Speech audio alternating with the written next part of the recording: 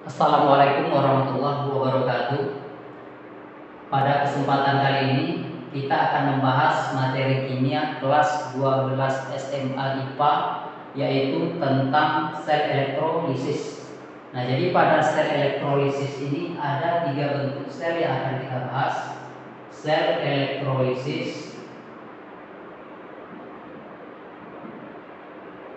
yang pertama, bentuk selnya itu adalah sel bentuk larutan atau aki dengan elektroda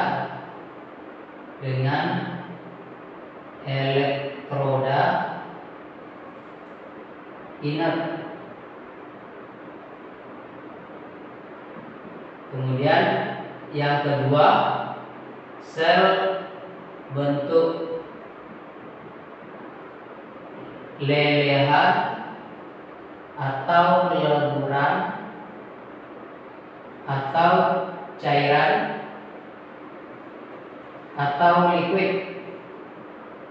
Nah, ini bentuk sel elektrolisis yang kedua. Kemudian yang ketiga yaitu sel bentuk larutan atau aki dengan elektroda aktif. Elektroda aktif. Nah, inilah bentuk sel elektrolisis yang akan kita pelajari.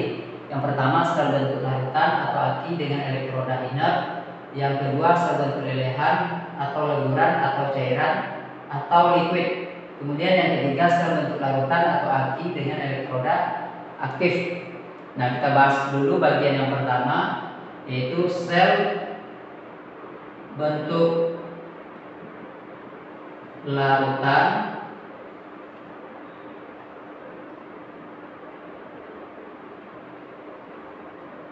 atau aki dengan elektroda inert.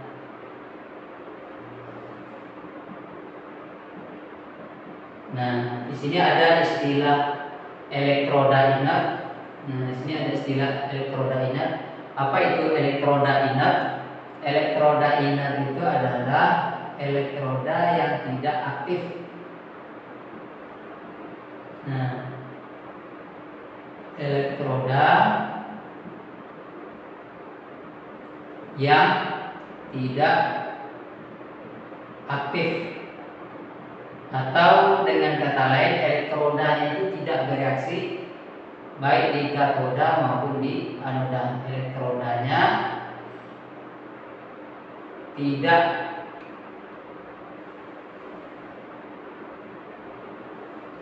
bereaksi baik di katoda maupun di anoda. Nah, inilah yang disebut dengan elektroda inert. Jadi elektrodanya yang tidak aktif atau elektrodanya tidak bereaksi baik di katoda maupun di anoda. Yang termasuk elektroda inert itu adalah PT, C, AU. Nah, C ini biasanya disebut dengan grafit. Nah, jadi kalau seandainya ada muncul kata-kata grafit nanti, maka yang dimaksud itu adalah karbonnya atau C. Nah, jadi pada sel bentuk larutan ini yang kita bandingkan adalah kationnya itu di sebelah kiri air atau di sebelah kanan air pada deret sel volta. Jadi yang kita bandingkan, apakah kation logamnya itu di sebelah kiri atau di sebelah kanan air dari deret volta. Jadi kita harus tahu dulu deret voltanya itu. Nah, deret volta ini kita sudah pelajari pada saat pembahasan tentang sel volta. Nah, jadi unsur-unsurnya itu ada Li, natrium, kalium, barium, kalsium, magnesium, kemudian ada aluminium, kemudian ada mangan, kemudian ada H2O atau air, kemudian ada seng,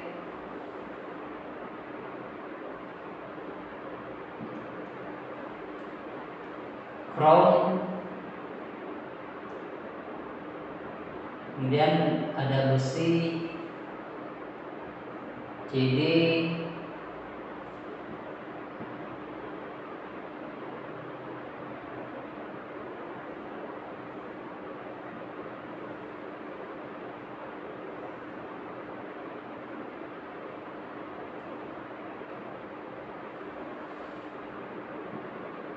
nah inilah dari volta. Sebetulnya unsur-unsur dari voltanya ini ditulis memanjang. Jadi setelah Zn ini harusnya Cr, Fe, Cd sampai Au ditulis memanjang. Tapi karena keterbatasan tempat, kita buat seperti ini saja. Jadi yang pada sel bentuk larutannya ini yang kita bandingkan adalah apakah kation logamnya itu terletak di sebelah kiri air atau di sebelah kanan air. Jadi patokannya adalah air ini, H2O ini air. Nah, kalau kation logamnya itu terletak di sebelah kiri air, maka yang direduksi adalah airnya. Kemudian kalau kation logamnya itu terletak di sebelah kanan air, misalkan Zn ini atau Cr atau Fe, semua unsur yang di sebelah kanan air ini, kalau dia terletak di sebelah kanan air, maka yang direduksi adalah kation logam tersebut. Nah, jadi kalau di sebelah kiri yang direduksi adalah airnya, kemudian kalau di sebelah kanan air, kation logamnya yang direduksi adalah kation logamnya tersebut.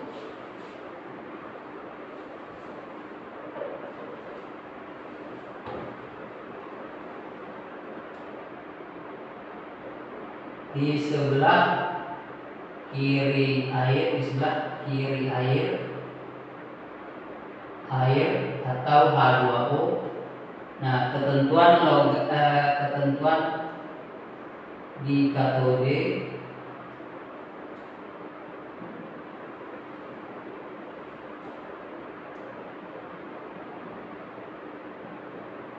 jadi ketentuan di katode itu yang direduksi adalah airnya. Yang direduksi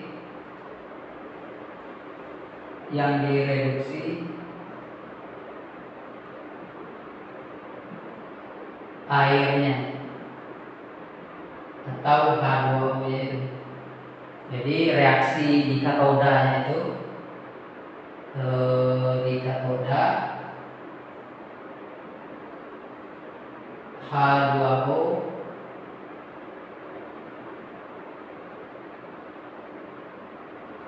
ini liquid tambah 2 elektron min, ini akan menghasilkan H2 dan 2 OH min. Ini fasanya adalah aquos. Kemudian kalau di sebelah kanan air,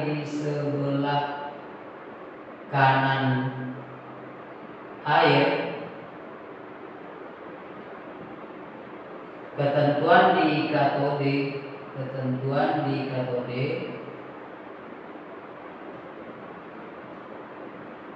nah, yang direduksi adalah kation logamnya. Yang direduksi kation logamnya.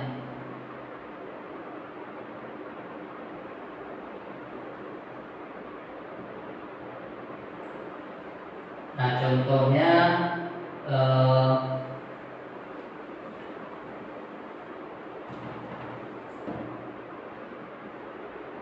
contoh kation logam yang terletak di sebelah kanan air, misalkan Zn 2+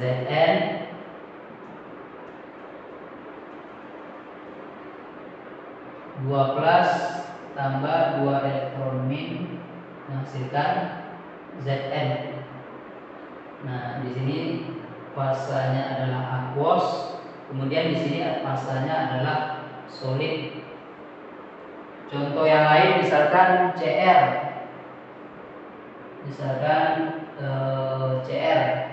Cr itu krom. Itu muatannya 13, ini Aq. Di sini 3 elektron menghasilkan Cr. Ini fasanya adalah solid. Nah, ini ketentuan di katode kalau dia terletak di sebelah kiri air, maka yang direduksi adalah airnya. Kemudian kalau kation logam itu terletak di sebelah kanan air, misalkan Zn atau Cr atau yang lain, maka yang direduksi adalah kation logamnya itu langsung. Nah, itu ketentuan di katode. Kemudian kita lihat bagaimana ketentuan di anode. Nah, ini kita hapus dulu.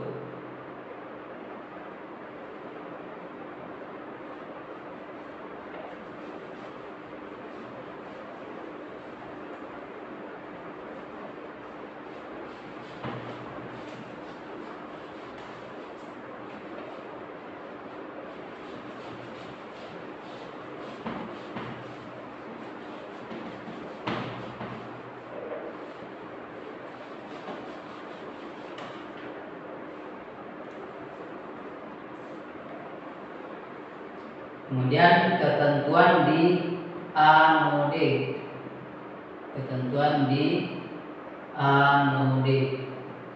Jadi ketentuan di anode ini adalah kita perhatikan anionnya itu, apakah anionnya itu mengandung oksigen atau tidak. Jadi yang kita perhatikan adalah anionnya. Anion apakah mengandung oksigen atau tidak. Kalau dia mengandung oksigen, maka yang dioksidasi adalah airnya. Yang mengandung oksigen, contohnya itu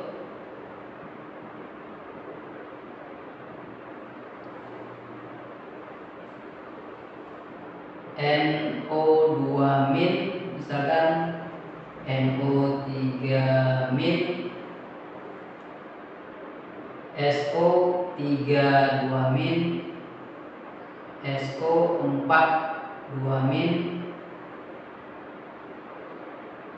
PO32-, PO43-. Kemudian contohnya yang lain C2O4-, C2O4-, kemudian CrO42-, dan lain-lain. Nah, ini intinya anionnya itu mengandung oksigen. Di sini kan ada oksigennya nih. Oksigen, semua oksigen ada di sini, sisa asam oksinya. Nah, jadi yang dioksidasi adalah airnya. Yang dioksidasi adalah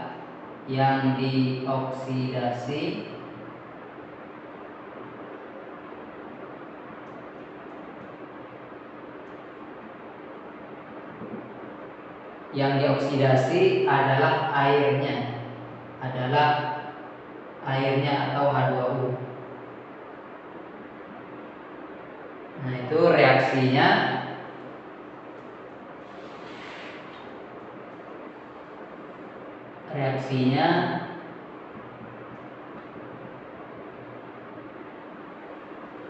di anodenya itu 2H2O fasanya liquid, ini akan menghasilkan 4H+ tambah O2. Ini fasanya aquos, ini gas, kemudian ada 4 elektron. Nah, ini kalau anionnya itu mengandung oksigen. Jadi yang dioksidasi adalah airnya. Nah, ini reaksinya 2H2O, ini liquid,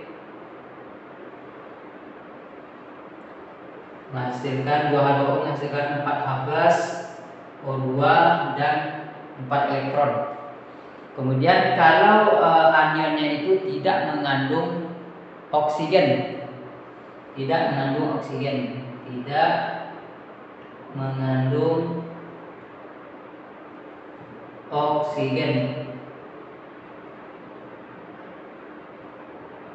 Nah, itu contohnya unsurnya F-, Cl-, Br-, N3-, I-, dan lain-lain. Nah, jadi kalau anionnya tidak mengandung oksigen, maka yang dioksidasi adalah anion logamnya. Yang dioksidasi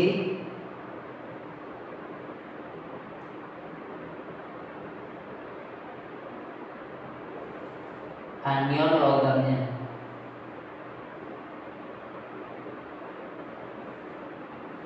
Nah, contohnya seperti apa? Misalkan kita hapus dulu.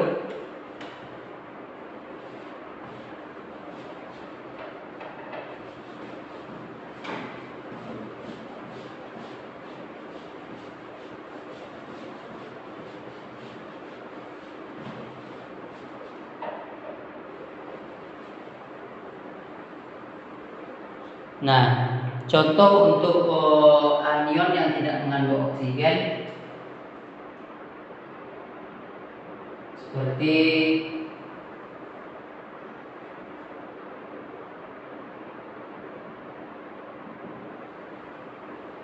Cl-.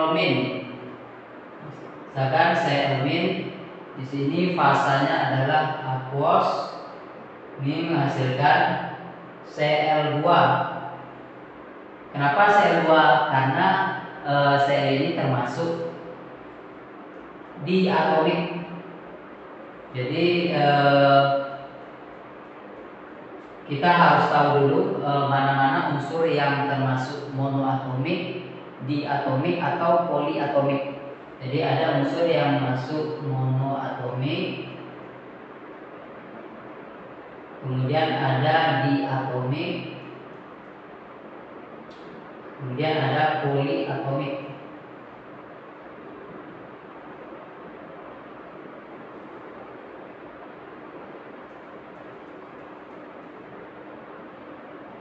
Nah, unsur yang masuk monoatomik itu golongan 1A, 2A, kemudian logam transisi atau golongan B, kemudian CsAl. Nah, ini yang masuk monoatomik. Kalau diatomik ada O2, H2, I2, Cl2, Br2, N2, dan F2. Ini yang masuk diatomik. Kemudian yang masuk poliatomik ada P4, S8. Nah, karena Cl ini termasuk diatomik, maka di sini menjadi Cl2.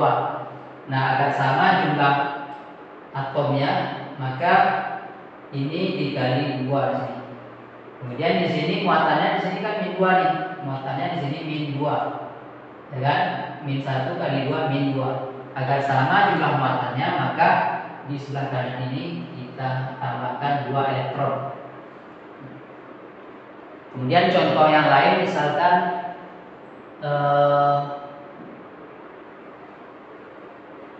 nitrogen misalkan. N nitrogen 3 min, ini fasanya adalah aquos.